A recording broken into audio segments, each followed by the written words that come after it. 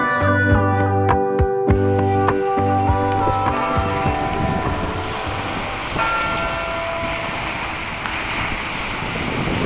2 o'clock. So it turns out the visitor center is closed. It's Good Friday today, so I don't get to check out all the nice brochures. I love brochures.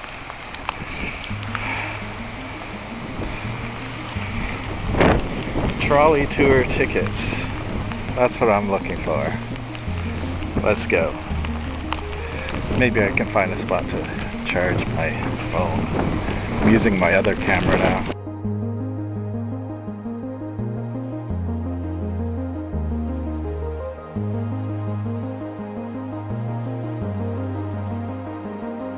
Drink this water in memory of an estimated 1,000 Irish labourers and co-workers who perished during the building of the Rideau Canal. I can't totally make that out. Lots of history here in Kingston.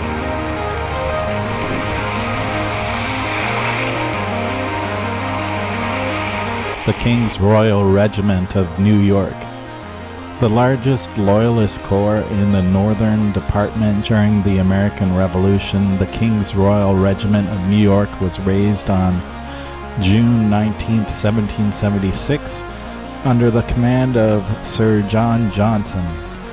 Originally composed of 1 battalion with 10 companies, it was authorized to add a 2nd battalion in 1780. The regiment, known as Royal Yorkers, participated in the bitter war fought on the colonial frontier. It conducted raids against settlements in New York and was also employed in garrison duty. When active campaigning ceased in 1783, the regiment assumed various responsibilities, notably the establishment of a base here, in preparation for the settlement of the Loyalists. It was then fully disbanded, its officers and men settling near New Johnstown, Cornwall, and in the Cataraqui townships.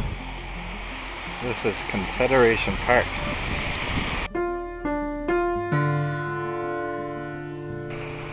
I need to warm up a bit.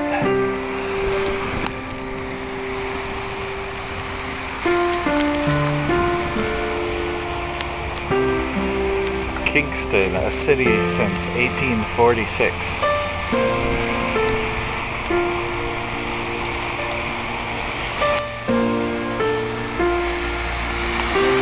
Alright, I'm gonna head towards the trolley over here.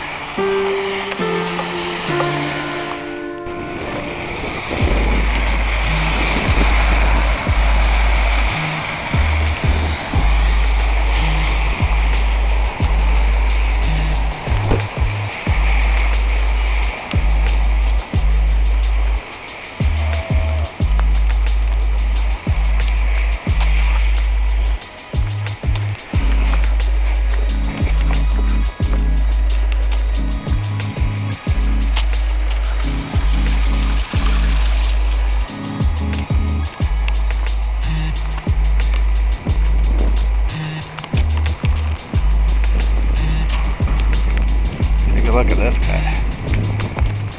Oh my goodness.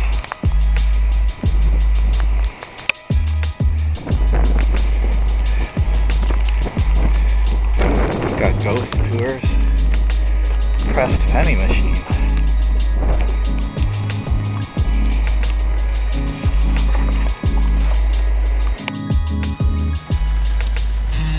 So the hop on, hop off trolley tour isn't running, but the city tour trolley ride is going. It's around $27.50, I think he said, for that. I might take that. A little expensive, but since all the museums are closed on Good Friday, that's probably my best option for today. So, but for now I'm going to head maybe to a cafe to warm up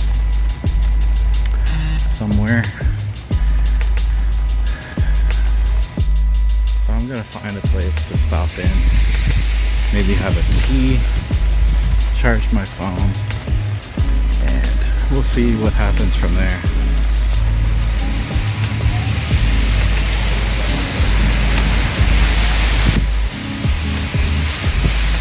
In the downtown part of Kingston right now. I don't know if this is the best direction.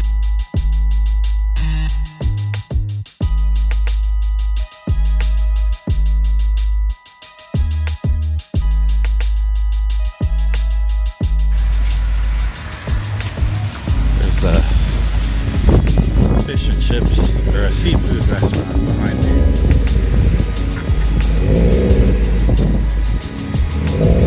It smells really good.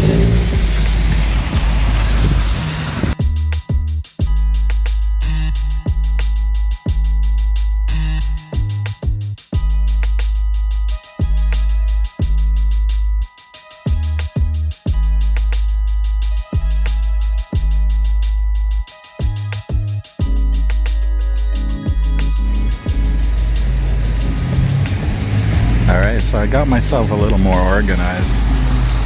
Got a coffee, charged my phone up a little bit. Gonna head back to the Trolley. Leather goods place here.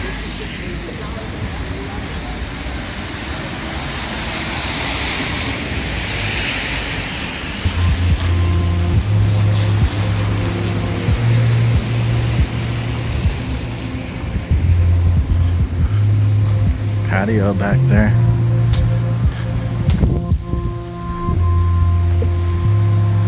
This Lone Star is in a firehouse building, I think.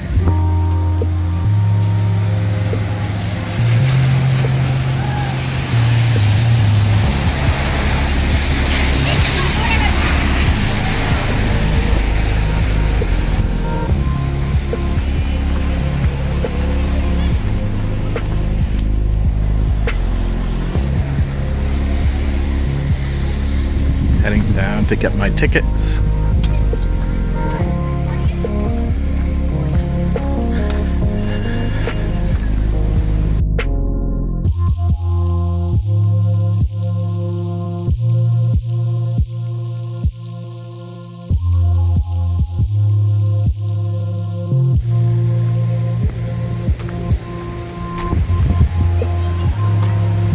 Thousand Island boat tour tickets sold here too. Good.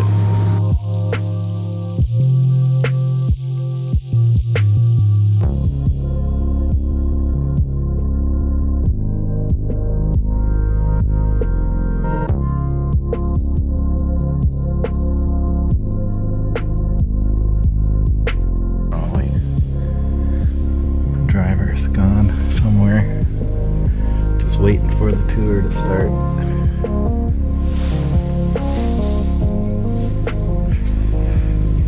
The ceiling. That's cool.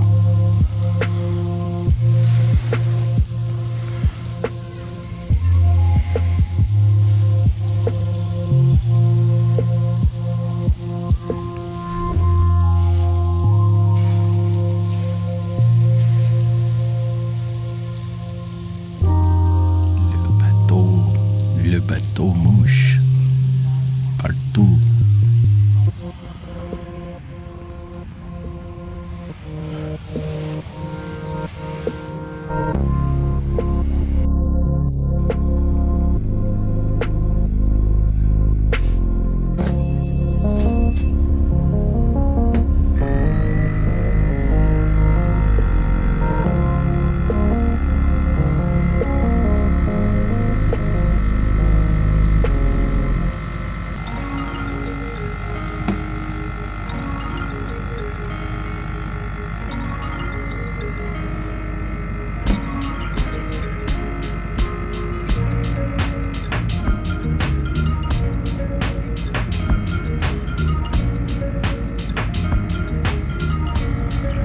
Good afternoon, everybody. My name is John.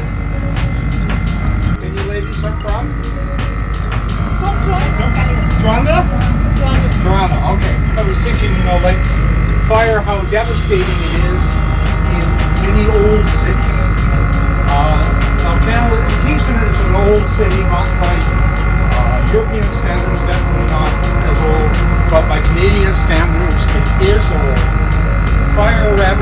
city several times. In the 1840s, there was a fire down here. It was a munitions ship. The wind was blowing towards the land. Half the city burned. And after that fire, the city passed a bylaw that buildings had to be built of stone. Now, originally it would have been limestone, and then as time went by, they started using brick because of the architectural styling. Limestone, for a lot of residents, brick was going to be nicer. City Hall had a fire.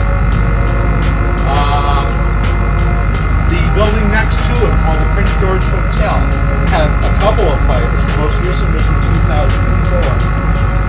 Right beside the hotel here, there's a fire station. And this was the heart of Kingston, right here. This was the heart of Kingston. All along this area were docks for ships. Along this area were train tracks. They led all the way down the street to a locomotive works and a shipbuilding. So all this area was industrial. And at the far end were the forties. It was oil and coal storage. It was the fuel needed for the ships that were here and also for the locomotives. So this area was all industrial. What it is now is a tourist area. Everybody here is a tourist. You come here in the summertime and there's thousands of people all through this area here. Night, during the day, it doesn't matter. Everybody's wandering the streets down here, taking pictures.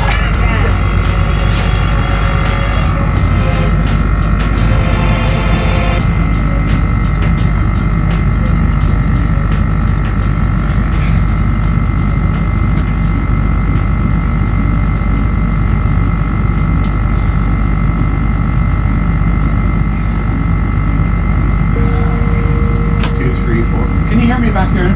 Yes. I'm not sure what that noise is, but it seems to get louder with the volume, so I'm not sure what it is. It's causing that.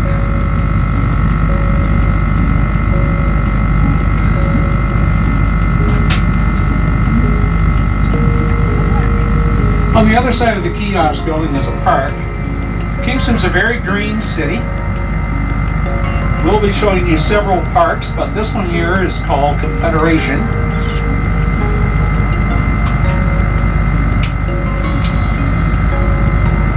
And in the summer months, the bandstand. At noon hour we have music, and behind City Hall there's a lower level. And on Friday nights they have music there as well. Usually it's a group.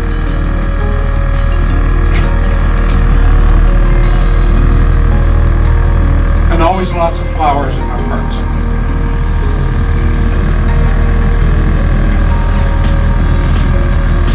Our Parks Department has its own greenhouse. Now, City Hall that we see straight ahead was built in 1843. It's in a popular European style of architecture, similar to Buckingham Palace and also the Louvre. Many buildings in Europe. One side of the building mirrors the other. And it's built in a grand style because we were the capital of Canada when it was built. June 1851, we were the capital of the United Provinces of Canada. City Hall had a fire, and it wasn't the front part of the building, it was the back side. It was a large part of City Hall, 3 stories high, went from the building all the way up to the street.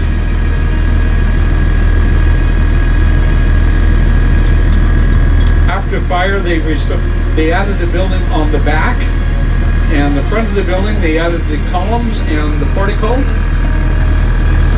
and the roadway into the back of the building, or back of City Hall, is now the doorway to City Hall. So this fire hall on the right was built in 1876, and it was used as a fire hall up until 1962. The building across the road on the left-hand side is 200 years old, called Smith Robinson Building today. In 1819, it was the commercial market, selling gear to ships that were docked along the waterfront. Now it's the smooth limestone portion that faces towards us. They added on the back for piano manufacturing. The building was also used as a army barracks for the Second World War, and a department store for 50 years, from 1959 to 2009.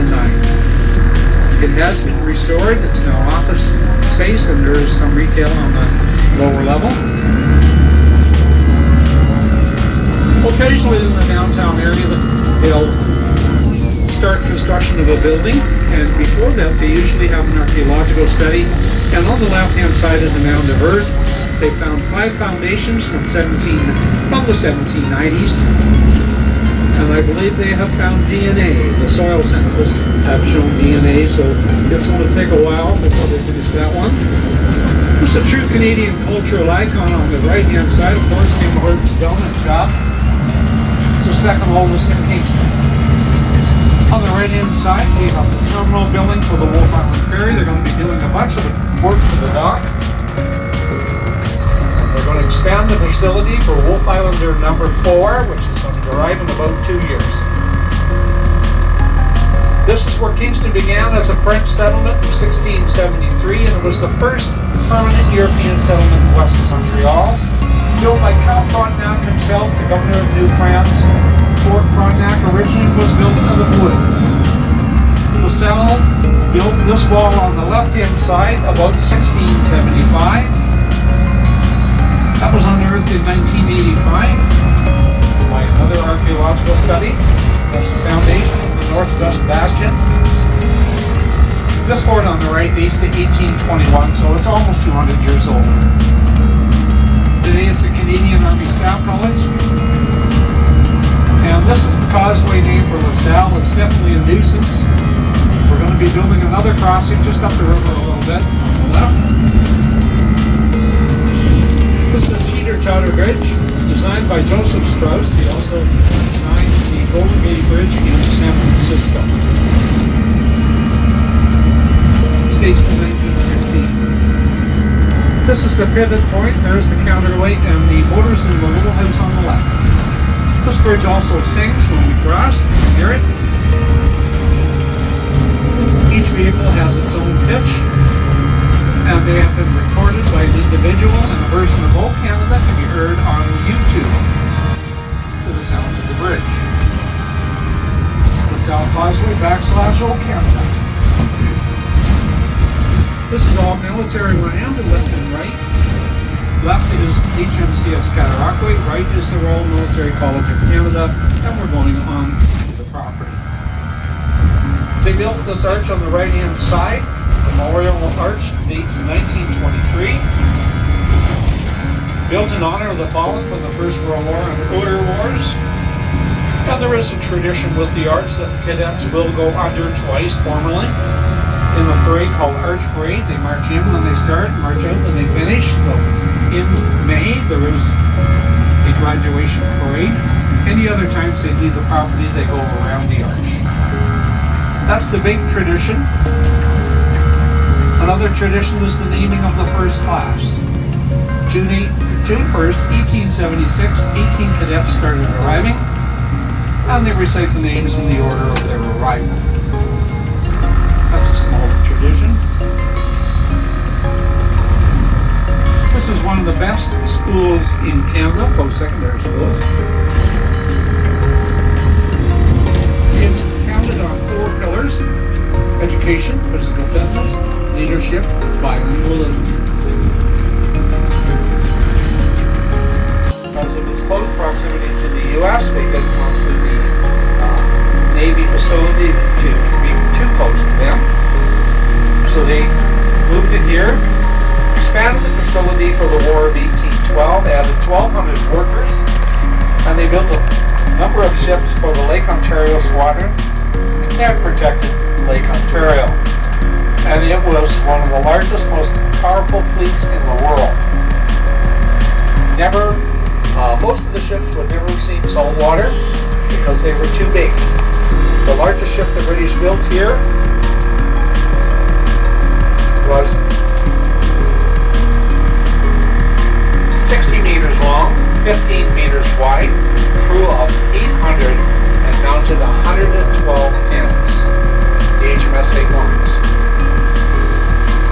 They built other ships a little bit smaller than that. The Americans did the same thing on the other side of Wolf Island, upstate New York, at Sackett's Harbor. Did the U.S. ever attack Kingston? No. Did the U.S. or the British ever attack Sackett's Harbor? They tried twice. Both fleets did not see action against one another. Kingston was never attacked. They built 3 forts and 4 Martello towers. Fort number 2 is on the left-hand side, Fort Frederick. Tower number 2 is behind, that's Frederick Tower. Tower number 1 is in front of City Hall. They also added 2 heavy-duty weapons in the 1860s. One is at the end of Fort Frederick. It's an Armstrong 110. Fort Henry has the other one. It's a breech-loading weapon with a bullet-shaped projectile. It breech loads, 8 pounds of gunpowder behind, and the range is 4 miles. That's all the way to the end of Wolf Island. They say that shell, projectile, could be a wooden warship or bumped up the stone wall.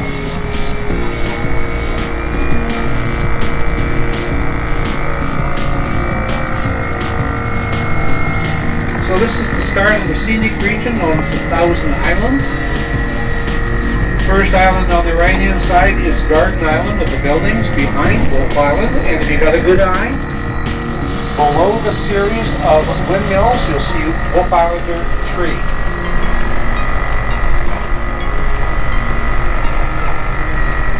There are 86 turbines on Wolf Island, part of the Wolf Island Wind Project. Controversial when it was built.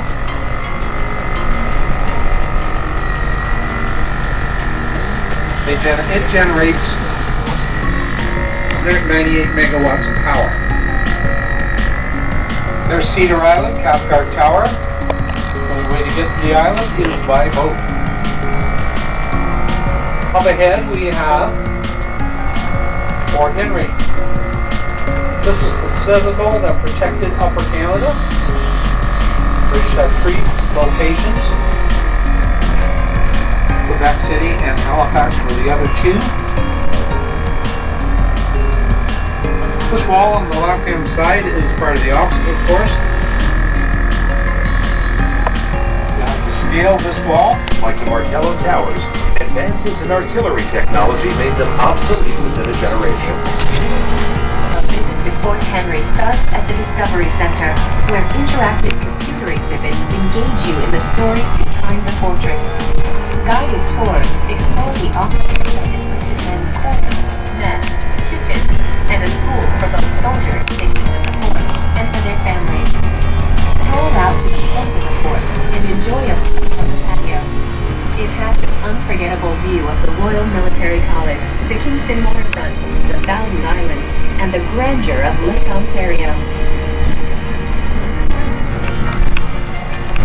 On summer afternoons, the Fort Henry Guard demonstrates military drill procedures of 1867 with live cannon and rifle fire. When you say live, you do mean they're firing blanks, right?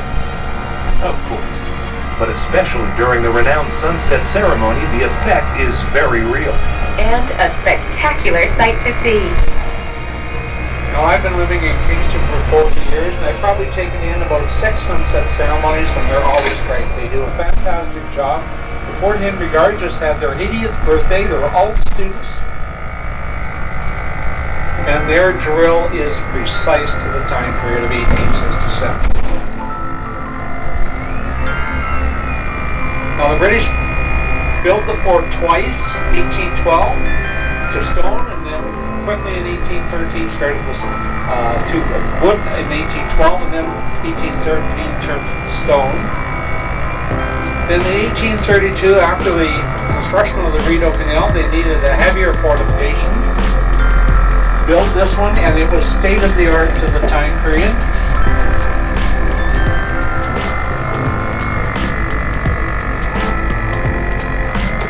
It took 5 years to build, cost I think it was 35, about 35 million in today's Canadian currency. Garrisoned by the British till 1870 and then was turned over to the Canadian Riflemen. They abandoned the fort in 1891. It wasn't until the early 30s when the fort was restored as a back-to-work project. It became a living museum in 1938 and a National Historic Site and a World Heritage Site in 2007, along with the Rideau Canal and the four Martello Towers, and I'm told it's the second most visited historic site in the country. And I'm also told, most historic site in Canada, next to the Parliament buildings in Ottawa. And I'm also told the Parliament buildings in Ottawa have more loose cannon than Fort Henry. The gentleman from Ottawa could dispute that. Well, that's true. It's all true. Not much to dispute there. The fence was put up to keep people from falling in the ditch. Believe it or not. People were going up to the edge of the ditch, going over. Part of the fortification. So you can see at the bottom of the hill, looking up, you can't see much of the wall. And then the field pieces that they brought in here, at the most it would have been a 16-pounder, likely an 8-pounder. Right? These are 32 and 24 pounders. They also had carronades, mortars, you name it. Everything. Of course, the carronade is that ship cannon, the brutal one. 500-yard range, but it's like a huge shotgun. They were loaded with canisters full of musket balls or whatever they could put in it. And it just sprayed. So as an American soldier coming up this hill, you would have faced a brutal fire, smoke, everything, noise. Get to the top of the hill and whoops, there's the ditch. To get to the door, it's all the way around.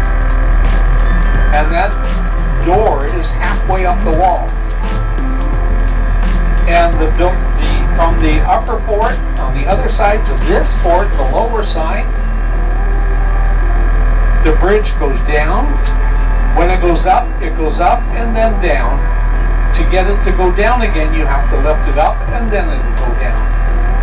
So it has a locking device on it.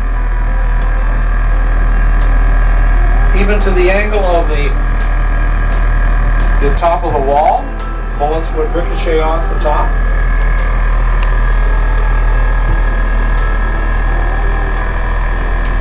And there's the other weapon that's in the corner that's similar, that's the same as the one down at RMC.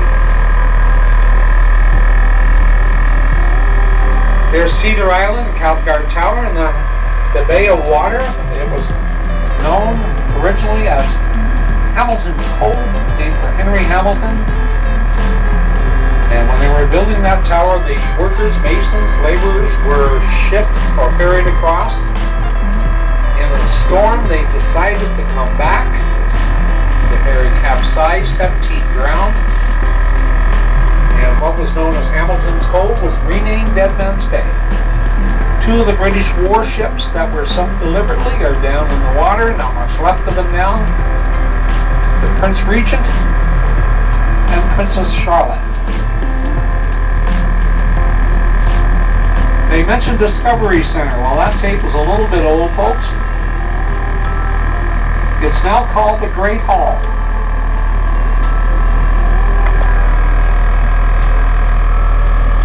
Administration and banquet. And a lot of weddings or receptions. Here, the lower level, the whole front of the building that faces the St. Lawrence is glass. So it's a panoramic view. One of the nicest views in town of this area. These are the military facilities, CFB Kingston, Communications and Electronics. We also have the school at the bottom of the hill, HMCS Cataraqui, Princess of Wales' own regiment, totaling all the personnel up over 5,000. So the military is definitely the largest employer in Kingston.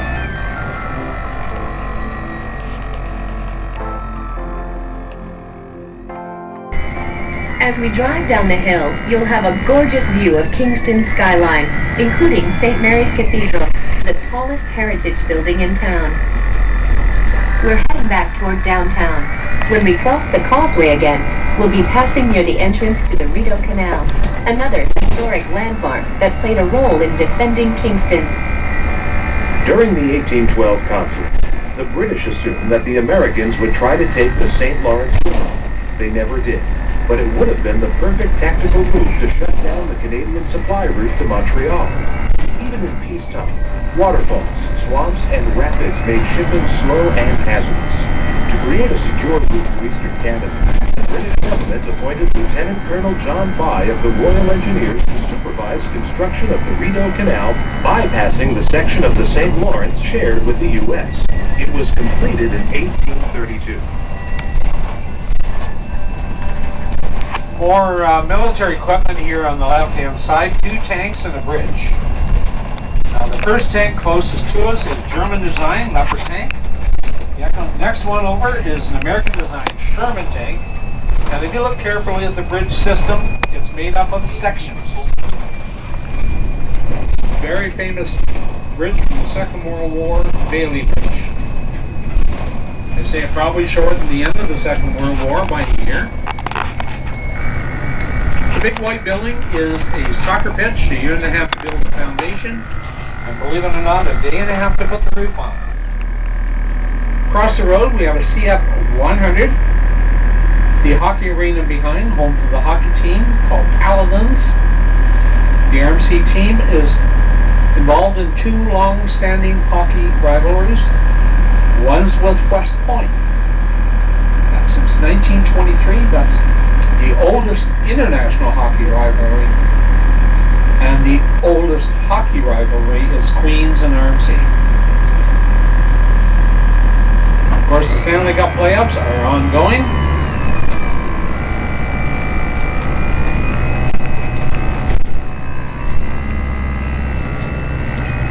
So the Rideau Canal that ends at Ottawa was constructed by Colonel John By, under the direction of Colonel John By, mainly by laborers. 47 locks, 3 dams, 203 kilometers long. Coming up, we'll be recrossing the Cataraqui River, which marks the beginning of the Rideau Canal. Today, UNESCO, the United Nations Organization for Education, Science and Culture, has designated the Rideau Canal, Fort Henry, and the Kingston fortifications as a World Heritage Site. Boat lovers enjoy the canal from May through October. Every type of pleasure craft, including canoes and kayaks, travels its length, 200 kilometers, or roughly 125 miles, from Kingston to Parliament Hill in Ottawa. You'll find overnight mooring and visitor services at most of the hand-operated limestone locks along the way. They're a great place to have a barbecue when you get your land legs back. Hike along the canal, or just sit under a shady tree and watch the world float by. And when the Rideau Canal freezes in Ottawa, it turns into the world's longest skating rink. You can certainly tell the wind is coming from the north. The chop is out there.